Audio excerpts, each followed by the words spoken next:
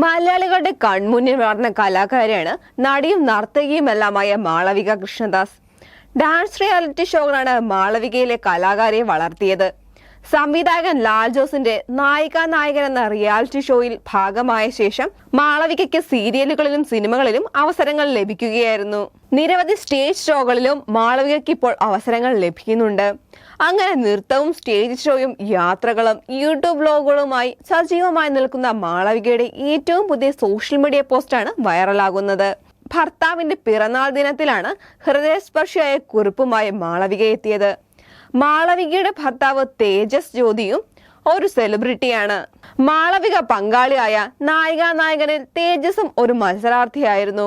Show കഴിഞ്ഞ ശേഷം തേജസ് പക്ഷേ തന്റെ മർച്ചന്റ് നേവി ജോലിയിലേക്ക് തിരികെ പോയി. നായകന് ശേഷം മാളവിക കലാരംഗത്ത് തന്നെ തുടർന്നു.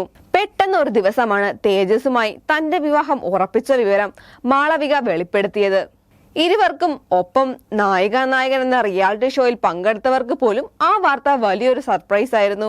പ്രണയം എന്ന് വിളിക്കാൻ പറ്റിയില്ലെങ്കിലും തേജസിന്റെ സഹോദരിയാണ് മാളവികയെ ജീവിത പങ്കാളിയാക്കുന്നതിനെ കുറിച്ച് ചിന്തിച്ചുകൂടെ എന്ന് തേജസിനോട് ചോദിച്ചത്.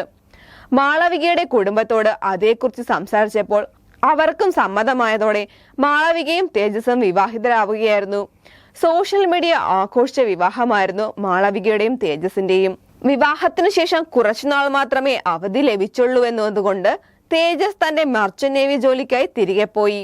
കടലുമായി ബന്ധപ്പെട്ടുള്ള ജോലി ആയതുകൊണ്ട് തന്നെ തേജസുമായി സ്ഥിരം ഫോണിലുള്ള സംസാരം, മെസ്സേജ് ഇതൊന്നും മാളവികയ്ക്ക് സാധ്യമാകാറില്ല.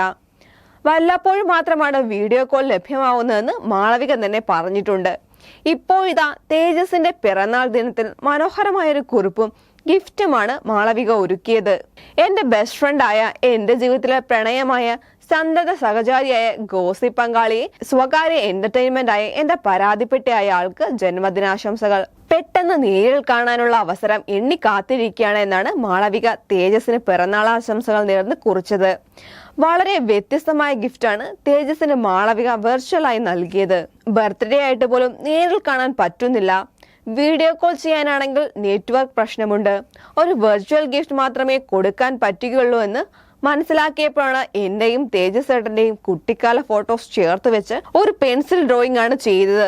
അതിന്റെ ഫോട്ടോ എടുത്ത് അയച്ചു കൊടുത്തപ്പോൾ തേജസ് ഏട്ടൻ ശരിക്കും സർപ്രൈസ് ആയി എന്നാണ് മാളവിക പറഞ്ഞത്. തേജസിനോട് വാട്സ്ആപ്പ് വോയിസ് കോളിലൂടെ സംസാരിക്കുന്നതും തേജസിന്റെ പിറന്നാൾ സ്പെഷ്യൽ വീഡിയോ കോളിൽ മാളവിക ചേർത്തിട്ടുണ്ട്. തേജസ് വന്നിട്ട് നല്ല വീഡിയോകൾ ചെയ്യാമെന്ന് അടുത്തിടെ വീഡിയോകൾ യൂട്യൂബിൽ പങ്കുവച്ചതിനെ കുറിച്ച് സംസാരിച്ചപ്പോൾ മാളവികയും പറയുകയും ചെയ്തിരുന്നു.